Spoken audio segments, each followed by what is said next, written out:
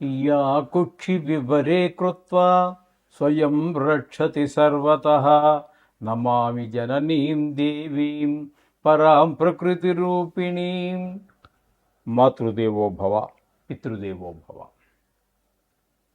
ఇప్పుడు మనము ఫిబ్రవరి నెల 16వ తారీఖు నుంచి 28వ తారీఖు వరకు 2026వ సంవత్సరం గోచార ఫలితాలు, పక్ష ఫలితాలు.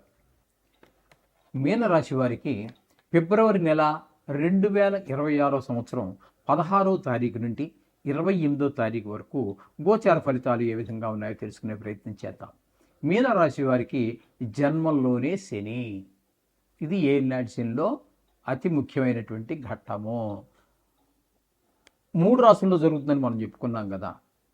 కాబట్టి ఇక్కడ జన్మంలోనే శని కాబట్టి ఇక్కడ మీకు శరీరానికి సంబంధించినటువంటి కొంచెం అనారోగ్యాలు చేసే అవకాశం ఎక్కువ, ఇబ్బంది పెట్టే అవకాశం చాలా ఎక్కువ.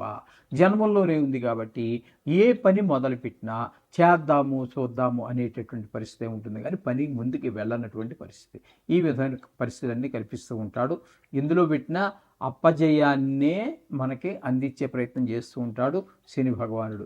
ఇకపోతే చతుర్థ స్థానంలో గురు సంచారం జరుగుతోంది, అది వక్రగతిలో ఉన్నారు. ఏదేమైనప్పటికీ కూడా చతుర్థ స్థానంలో గురు సంచారము గోచార రీత్యా శుభ ఫలితములను ఇవ్వజాలరు. ఓకే. ఇకపోతే 6వ స్థానంలో కేతుగ్రహ సంచారం జరుగుతోంది. 6వ స్థానంలో కేతుగ్రహ సంచారం మాత్రం శుభ ఫలితాలు ఇస్తుంది. ఆరోగ్యం బాగుండే విధంగా చూస్తారు. రుణాలు ఉంటే తీర్చగలుగుతాము, లేదా రుణం కావాలి, రుణం పుడుతుంది. మొత్తం మీద డబ్బులకి ఇబ్బంది లేనటువంటి పరిస్థితిని కేతు భగవానుడు మనకి అందిస్తూ ఉన్నారు ఇక్కడ. ఈ విధమైన పరిస్థితి. కొంతమంది ఎందుకో అప్పుడు దాకా శత్రువులుగా ఉన్నవాళ్ళు కూడా మనకు మిత్రత్వం కోసం వాళ్ళే ప్రయత్నం చేస్తూ ఉంటారు. ఈ విధమైన ఫలితాలన్నీ కేతుగ్రహ షష్టమ స్థాన సంచారం వల్ల కలుగుతూ ఉంటాయి. ఇకపోతే ఏకాదశ స్థానంలో కుజుడు ఒక 8 రోజుల పాటు సంచారం చేస్తూ ఉన్నారండి. అక్కడ మాత్రం ఆయన ఏకాదశ స్థానంలో ఉన్నారు కాబట్టి కాస్త ధనానికి లోటు లేని పరిస్థితి 8 రోజులు చేస్తారు. తదుపరి ఆయన కూడా వ్యయ స్థానంలోకి వచ్చేసారు. ఈ వ్యయ స్థానంలో పోయి 5 గ్రహాల యొక్క సంచారం జరుగుతోందండి. అవి ఏంటంటే కుజుడు ఒక 5 రోజులు, అలాగే రవి 15 రోజులు 13 రోజులు, శుక్రుడు 13 రోజులు, బుధుడు 19 రోజులు, రాహువు మొత్తం సమయం అంతా కూడా 7 గ్రహాలు. ఇందులో మనకి యోగించేటటువంటి గ్రహం ఏది అన్నట్టయితే ఒక్క శుక్రుడు మాత్రమే 12వ రాశిలో యోగించేటటువంటి ఏకైక గ్రహం. కాబట్టి ఒక్క శుక్రుడు మనకి యోగకారకుడు అవుతున్నాడు, కేతు ఒకడు యోగకారకం అవుతున్నారు. కాబట్టి 2 గ్రహాల యొక్క అనుకూలత మాత్రమే మనకి. కుజుడు కూడా ఒక 8 రోజులు ఏకాదశి స్థానంలో, అంటే 2 గ్రహాలు పూర్తిగాను, కుజుడు పాక్షికంగాను, అంటే 2.5 గ్రహాలు మాత్రమే మనకు అనుకూలమైనటువంటి ఫలితాన్ని ఇస్తూ ఉన్నాయి. కాబట్టి మనము ఖచ్చితంగా నవగ్రహాల యొక్క శ్లోకాలు రోజు చదువుకోవటము, వీలుంటే కాస్త గుడికి వెళ్ళి నవగ్రహాలు ఉన్నట్టయితే ప్రదర్శన చేయటం, ఇది చాలా ముఖ్యంగా గమనించుకోండి. భక్తిపూర్వకంగా చెయ్యండి. చేసిన 5 నిమిషాలు చేస్తారో 2 నిమిషాలు చేస్తారో మనసు దేవుడి మీద పెట్టి భక్తితో చేయండి. భక్తి లేకపోతే వృధా. పువ్వులు దండగా, ఫలాలు దండగా, సమయం వృధా. మనకి ప్రతి పూజలో కూడా లాస్ట్లో మనకి చెప్పిస్తారు అయ్యగారు,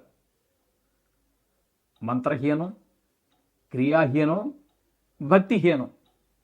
మంత్రహీనమైన కొంప ములిగేది లేదు, క్రియాహీనం ఆయన చెప్పినట్టు కాకుండా ఆయన ముక్కు పట్టుకుంటూ చూపు పట్టుకున్నావు, ఇలాంటి పనులు చేసినా దానివల్ల ఒలిగే నష్టపోయేది ఏమి లేదు. భక్తిహీనం అంతే, మొత్తం దండగా. నువ్వు ఖర్చు పెట్టిన అరటిపళ్ళు, కొబ్బరికాయ, హారతకర్పూరం, అగరబత్తులు అన్నీ సమయం అన్నీ దండగే. నువ్వు ఆ పూజ చేయడం వల్ల ఏంటంటే పంతులు గారికి ఏవో నువ్వు ఇస్తావు చూడు దక్షిణ, అది ఒకటే ఆయన లాభం అంతే. భగవంతుడికి కానీ నీకు కానీ ఏమీ అక్కడ ఒరిగేది ఏమి ఉండదండి. చేత భక్తి అనేది చాలా చాలా చాలా ముఖ్యమైనటువంటి. మీరు ఆ గుళ్ళకి వెళ్ళే భగవంతుడి యొక్క దర్శనం చేసుకోవడానికి కూడా ఆటంకాలు కలిగిస్తూ ఉన్నారు. అంటే కుజుడు పూర్తిగా ఈ 13 రోజులు మీకు ప్రతికూలురే. ఈ విషయాన్ని గమనించుకోవాలి. అలాగే ఈ దశమ స్థానంలో భాగ్యస్థానంలో రవి యొక్క సంచారం 13 రోజులు జరుగుతుంది. ఆయన కూడా అనుకూలమైన ఫలితములు ఇవ్వజాలడు. శుక్రుడు ఈ 13 రోజులు అలాగే మనకి ఇక్కడ భాగ్యస్థానంలో సంచారం చేస్తూ ఉన్నారు. ఇక్కడ భాగ్యస్థానంలో సంచారం చేసేటటువంటి రోజుల్లో మాత్రం శుక్రుడు మంచి ఫలితాలన్నీ ఇస్తూ ఉన్నారు. అలాగే మీ తండ్రి గారి ఆరోగ్యం బాగుండటం, గుళ్ళు గోపురాలు తిరగలగటం, అలాగే పిల్లల ప్రవర్తన కూడా బాగుండటం, భావాద్భావం తీసుకుంటే మనకు 9 భాగ్యస్థానమే వస్తూ ఉంటుంది. కాబట్టి అక్కడ శుక్రుడు యొక్క అనుకూలత వలన పిల్లలు చదువులో రాణించటము, వారికి ఏదైనా సంగీతంలో కానీ, సాహిత్యంలో కానీ, డ్రాయింగ్ ఇట్లా లలిత కళల్లో దేనిలోనైనా ప్రవేశం ఉన్నట్టయితే వారు అందులో కొంచెం రాణించడం, ఇవన్నీ కూడా మనకి కొంత ఊరటనిస్తాయి, సంతోషాన్ని కలిగిస్తూ ఉంటాయి. ఇక బుధుని కనుక మనం తీసుకున్నట్టయితే ఆయన కూడా 9వ స్థానంలో బుధుడు యోగించజాలరు. కాబట్టి ఆయన ఇక్కడ చేసేటటువంటి పని ఏంటంటే, అలాగే తండ్రి గారి ఆరోగ్యం బాగుపోవటం, ఏదో గుళ్ళ గోపురి దేవుడు దర్శనం చేసుకుని దేవుని మొక్కుకుని కాస్త మనశ్శాంతి పొందుదాము అనుకుంటే దానికి అట్లా ఆయన కూడా కొంచెం ఇబ్బంది కలిగించేటట్టు దర్శనం అవ్వదు. అలాగే గుళ్ళు గోపురానికి వెళ్ళడం టైంకి కలిసి రాకపోవచ్చు, లేకపోతే ఆ టైంకి ఇంకా ఇంతకంటే ముఖ్యమైనటువంటి పని ఏదో వచ్చి మీద పడడం, ఇట్లాంటి చికాకుల వల్ల ఒక దర్శనం చేసుకోలేనటువంటి పరిస్థితి. అలాగే రాహు కూడా ఇక్కడ మనకి మొత్తంగా 5 గ్రహాలు మనకి 9వ స్థానంలో ఉన్నాయి. ఇందులో మనకి యోగించేటటువంటి ఏకైక గ్రహం ఏదైనా ఉందంటే ఒక్క శుక్రగ్రహం ఒకటే.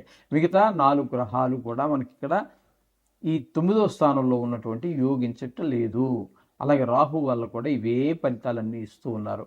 ఇకపోతే 10వ స్థానంలో శని సంచారం వృత్తిపరమైనటువంటి అనేక ఆటంకాన్ని కలగజేస్తూ ఉంటారు. అంటే ప్రభుత్వ ఉద్యోగం కావచ్చు, ప్రైవేట్ ఉద్యోగం కావచ్చు, వ్యాపారం కావచ్చు, ప్రతి మనిషి ఏదో ఒక వృత్తి చేస్తూనే ఉంటారు కదండి. ఆ వృత్తిలో వ్యవసాయం కావచ్చు, ఏదైనా సరే అక్కడ ఆ వృత్తిలో కొన్ని ఒక్కొక్క వృత్తిలో ఒక్కొక్క రకమైనటువంటి ఇబ్బందులు ఉంటాయి. ఆ ఇబ్బందులు తప్పకుండా కలగజేస్తూ ఉంటారు. ప్రభుత్వ ఉద్యోగులు ఉన్నాడు అనుకోండి, అవసరం లేని అంటే తనకి దూరమైనటువంటి ప్రదేశాలకి ట్రాన్స్ఫర్ అవ్వటము, ఇట్లాంటివన్నీ ఉండే అవకాశం ఉంటుంది. అదే ప్రైవేట్ ఉద్యోగస్తులు అనుకోండి, ఉద్యోగాలు మారవలసిన అవకాశం ఉంటుంది. ఎందుకంటే ఆయన లీవ్ పెట్టేసి ఒక 3 నెలలు 4 నెలలు లీవ్ పెట్టడానికి అవకాశం ఉండదు. ప్రభుత్వ ఉద్యోగం అయితే ఉంటుంది. కాబట్టి ఈ ప్రైవేట్లో 3 నెలలు 4 నెలలు పెడితే తీసేస్తారు. కాబట్టి ఆయన ఉద్యోగం మారేటువంటి అవకాశం కూడా అక్కడ మనకి గోచరిస్తూ ఉంది. ఈ విధమైన ఫలితాలన్నీ కూడా మనకి ఇక్కడ మనకి స్పష్టంగా గోచరిస్తున్నాయి మిథున రాశి వారికి. వీరికి అనుకూలంగా ఉన్నటువంటి గ్రహం ఏది అంటే ఒక్క కేతు గ్రహము, శుక్రగ్రహము 2 గ్రహాలు అనుకూలత ఉన్నదండి. మిగతా ఏ గ్రహము కూడా అనుకూలత లేదు. కాబట్టి ఈ కొంత పాక్షికంగా ఉన్నప్పటికీ కూడా మొత్తం మీద 2 గ్రహాల యొక్క అనుకూలత అయితే బాగుందండి. మిగతా గ్రహాల యొక్క అనుకూలత ఆశించదగిన రీతిలో లేదు. కాబట్టి మిగతా గ్రహాలు ప్రతికూలంగా ఉన్నా మీరేమి కంగారు పడద్దండి. ఇది కేవలం 13 రోజులు మాత్రమే, అది కూడా గోచారం మాత్రమే. కాబట్టి మీరు ఏమీ కంగారు పడక్కర్లేదు.